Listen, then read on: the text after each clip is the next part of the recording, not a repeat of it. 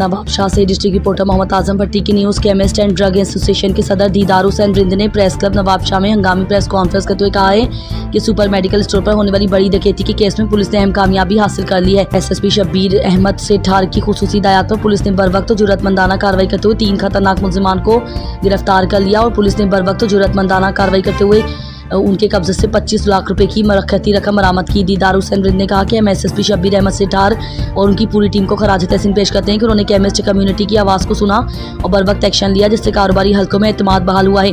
ताहम उन्होंने शिकवा करते हुए कहा कि अभी तक ना तो हमें गिरफ्तार मुलजिमान से मिलवाया गया और न ही पूरी डकैती की रकम बरामद हुई है। उन्होंने कहा कि हम इस डकैती के खिलाफ मुसलसल एहतजाज करते रहे और बुध के रोज़ धरना देने का भी ऐलान किया था, मगर इससे पहले पुलिस की कार्रवाई ने बड़ी पेशरफ दिखाई। अब हमारा मुतालबा है कि मुकम्मल रिकवरी कराई जाए और मुतासर फरीक को इंसाफ फराहम किया जाए। केमिस्ट एंड ड्रग एसोसिएशन के सदर ने मजीद कहा कि अगर हमारे मुतालबा पूरे न किए गए तो हम अपना एहतजाजी धरना दोबारा शुरू करेंगे। ये दायरा वसी भी किया जा सकता है। रिकवरी खपे, अगर 15 ॾींहं अंदरि रिकवरी न मिली 16 ॾींहं ते असांजी स्ट्राइक ऐं जेको असांजो असांजो हक़ आहे उहो असां हद कंदासीं। असां सुकून सां रहंदासीं। असांजा 45 लाख रुपया असांखे अॼु खपनि। पर राति जेका प्रेस रिलीज़ एसएसपी साहब जारी कई आहे उन में जेका रिकवरी 25 लाख रुपए खां थी आहे उन ते मां एसएसपी साहब जो शुक्रियादार कयां थो।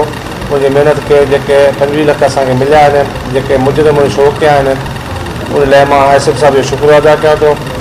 ॿी ॻाल्हि त जेके असां ते हिन नाला शौक़िया आहिनि, असां फ़िलहाल त उन मां मुतमिन न आहियूं केरु आहिनि केरु न आहिनि। जॾहिं असांजे साम्हूं पेश पए, मीडिया साम्हूं पेश पए, इक़रार कनि त पोइ असांखे ख़बर पए कि वाक़ई असुल मुजरिम आहिनि।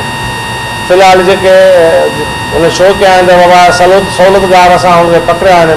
सहूलियतगारनि मां असां रिकवरी कई आहे त सहूलियतगारनि जो बि असांखे ख़बर न आहे त केरु प्रोग्राम असांजे नवाबशाह सिटी जो आहे, केरु आहे केरु न आहे, उहो बि असांखे अञा ताईं असांखे मुतमिन न कयो अथनि त बाबा फलाणो माण्हू आहे फलाणो आहे, असांजो छो न कयो अथनि।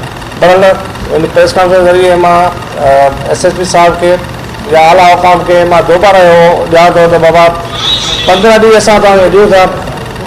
15 ॾींहं अंदरि असां पंहिंजो जेको बि स्ट्राइक आहे बैन आहे सभु शइ असां पोस्टपोन कयूं था। 15 ॾींहंनि खां पोइ असां दोबारा पंहिंजो एहतिजाज जो आहे शटर डाउन आहे उहो असां पोइ दोबारा जारी कंदासीं। 15 ॾींहं लाइ असां जेको आहे सभु हींअर पोस्टपोन कयूं था।